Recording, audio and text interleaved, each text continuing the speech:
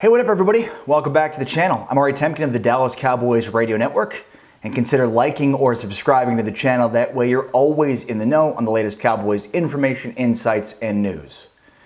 You know, Father's Day usually is about the US Open and golf, or about the NBA Finals. A lot of champions have been born in golf and basketball on Father's Day. But Father's Day in 2020 is about the absence of sports. In the case of the Dallas Cowboys, it's the day that news broke that Dak Prescott was going to be finally signing his $31.4 million franchise tender. That is the tag that the Cowboys assigned to him months ago, but that he hadn't yet signed.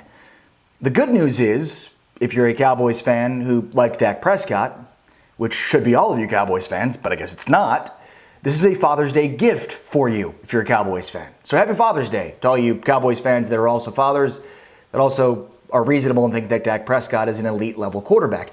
Because Dak Prescott signing his $31.4 million tender means that he will be at training camp on time. And that's really the only thing that we know for sure after this. When it was rumored that the Cowboys could use the tag on Dak, Dak was frustrated by that and threatened on holding out. Now he has held out from all the off-season training work that they've been doing virtually, but there was some concerns that he could continue to hold out even beyond that July 15th deadline of getting a long-term deal done.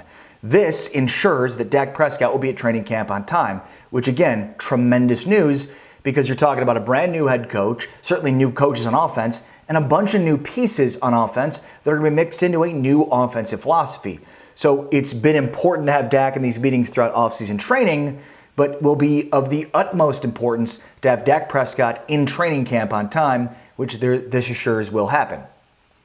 Now, you can also look at this in a couple of ways. You can say, well, this means that the Cowboys and Dak Prescott are closer on a long-term deal, and this is just a sign of good faith as they continue to negotiate through the July 15th deadline.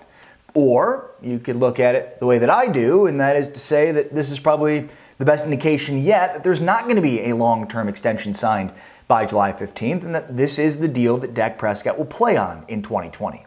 And the reason I think that is because in these negotiations, just to oversimplify it, if I may, on one side, the Cowboys have wanted to pay Dak less money over more years, whereas Dak wants to make more money over less years. Again, an oversimplification, but the biggest issue here is years. Dak wants less, the Cowboys want more.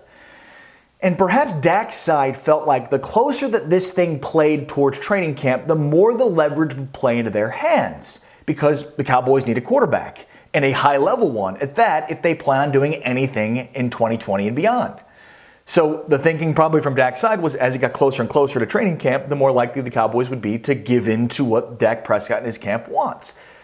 But I'm willing to bet that the Cowboys are now less likely to meet Dak Prescott's demands in negotiation now than they've ever been.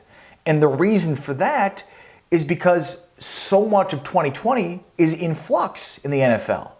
Right? Like, certainly we're hopeful that they're going to have games, but what will those games look like? And will they be in front of fans? And so there's a pretty significant chunk of revenue that's at stake if they don't play games with fans in 2020.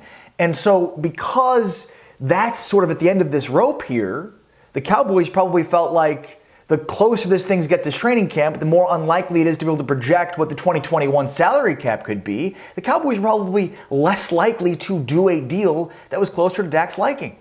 A lot of times in these negotiations, the closer you get to deadlines, the more the leverage plays to the player's hands.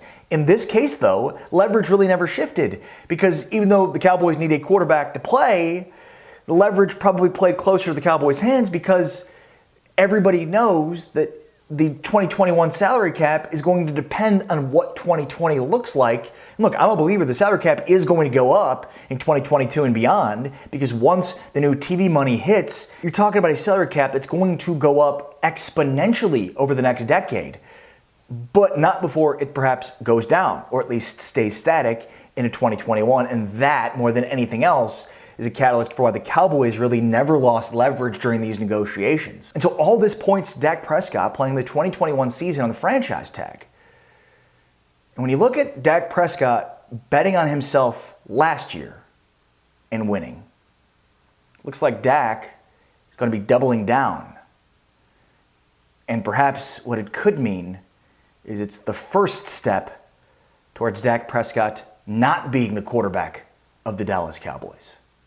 Only time will tell.